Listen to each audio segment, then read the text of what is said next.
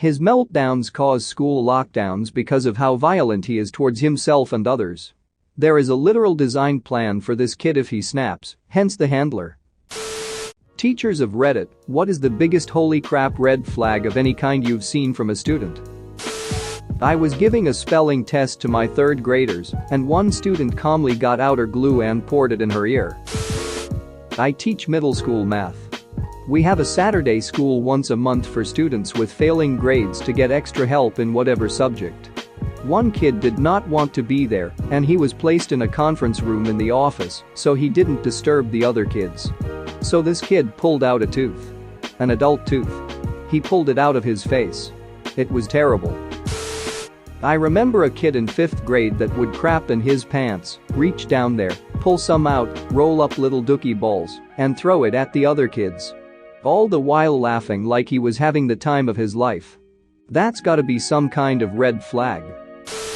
There was a kid in my brother's 5th grade class who tattooed himself with pen ink.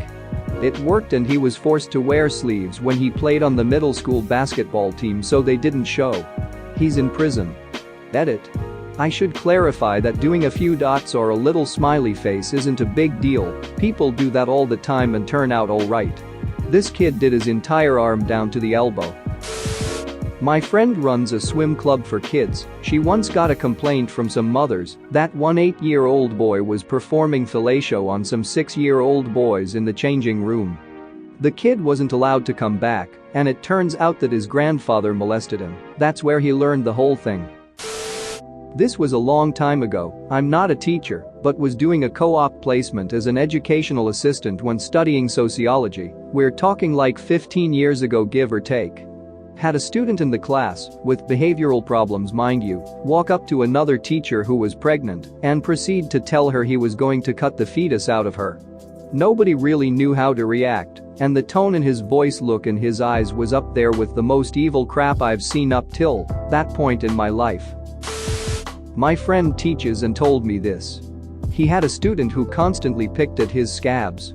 He would rip them off and eat them, then lick the blood off his fingers. Then pull alcohol swabs out of his backpack and clean the wound while smiling creepily. He made everyone feel super uncomfortable and grossed out, but no matter what, he wasn't removed from the class. Finally one day my friend comes back from the teacher's lounge to find him using a letter opener under his skin and moving it back and forth, blood everywhere. When asked what he was doing he said his skin itches and it's best to get it at the source. The kid was finally removed from the school. My friend never found out where or what happened to him though. Mom taught for 30+ years, about 10 of them were in a self-contained classroom.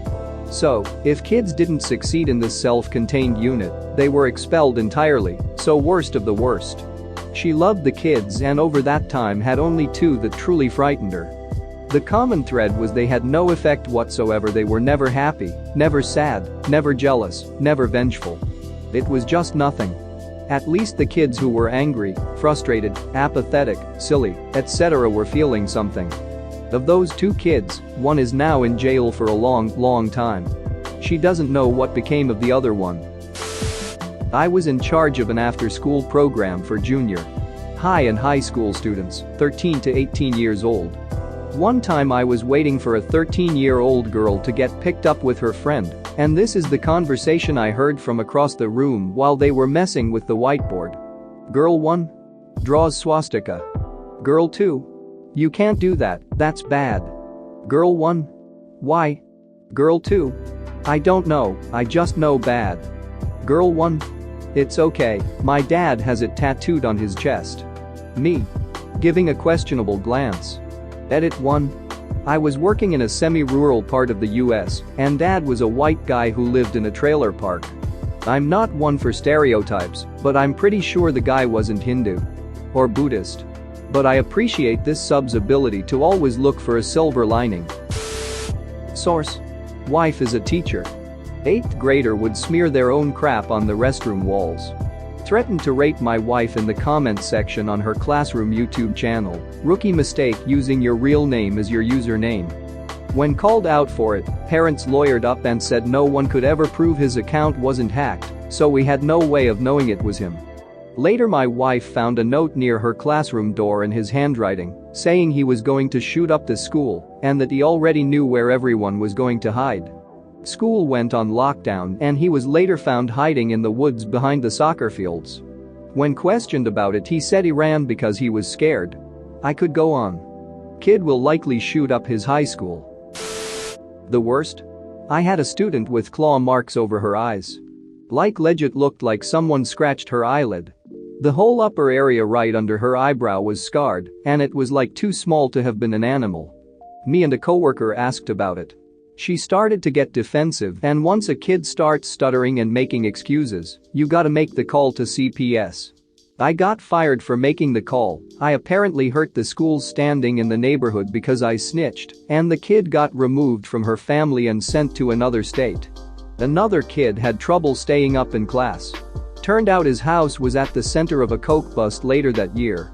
Fun times. This year I had a female student, middle school, who had cut her arm so many times you couldn't really see the skin, just a bunch of bloody, scabby cuts. She hid it well at school as it was winter, and the students were all wearing sweaters. We only found out because one of her friends started crying and told me I needed to talk to her immediately. Taught second grade for a while. Had a female student who always wanted to peek down people's pants to see what color underwear they were wearing. Had a few serious talks with her and her mom, and she eventually stopped doing it.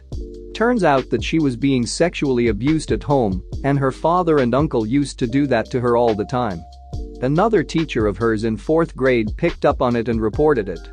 To this day, I hate myself for not picking up on that and dismissing it as a weird kid. Edit 11 months later. After this post brought back some memories, I did some digging through ex-colleagues and the school to try and find out what happened to this student. The father was eventually charged and is currently in prison. Her uncle, the father's brother, was absconding, and I don't think they've caught him yet. The mother moved back to her hometown with the girl and a younger sibling, and they have been there for around 2 years now, and she is currently enrolled in 8th grade in a local school. A fellow teacher of mine tried to get the girl to go to counseling, but they discontinued it. Again, I don't have enough details about why and how she is doing now. I sub-bed for this 6th grade teacher a lot. She had this student who seemed like a harmless, but obviously mentally and physically disabled kid. Whenever I saw him, he was calm, drooled, and carried an iPad so he could semi-communicate. He didn't seem 100% there at any given time, but like I said, he seemed harmless. Halfway through the school year, the teacher I subbed for decided that I should probably know to steer clear of this kid if he gets any sort of mood other than calm. Like if he is upset that it's cloudy, I can't talk to him. He also had an adult that followed him everywhere. I assumed this guy was a para, people that help Irish punts kids, but no, he was a legit handler for this kid. Took me a while to dig this kid's backstory up, but apparently this kid has to be drugged to high heaven to just be at school, hence the drooling and super passive behavior 99% of the time. Apparently he is ultra crazy aggressive, and if he gets into any bad mood, it means his drugs are wearing off and he's a ticking time bomb. His meltdowns cause school lockdowns because of how violent he is towards himself and others. There is a literal design plan for this kid if he snaps, hence the handler. I feel bad for the kid because of his drugged out life and the fact that he probably has some incurable rage issue or brain problem. But sweet Jesus, the kid terrifies me now that I know. Edit. Just want to say this is in a rich suburban school district where they have a tendency to rug sweep really bad Irish punts kids until high school. There aren't any good private alternative schools nearby for Irish punts kids. Pretty much all the other schools are private Catholic schools with zero special education department. Once the kids get to high school, the school generally recommends either online school or the nearby alternative high school that specializes in special education. Edit 2. With some confusion and finger pointing below, Irish PUNTS stands for Individual Education Plan. It's used for kids with special needs such as specific learning disorder, all the way to autism and physical disabilities.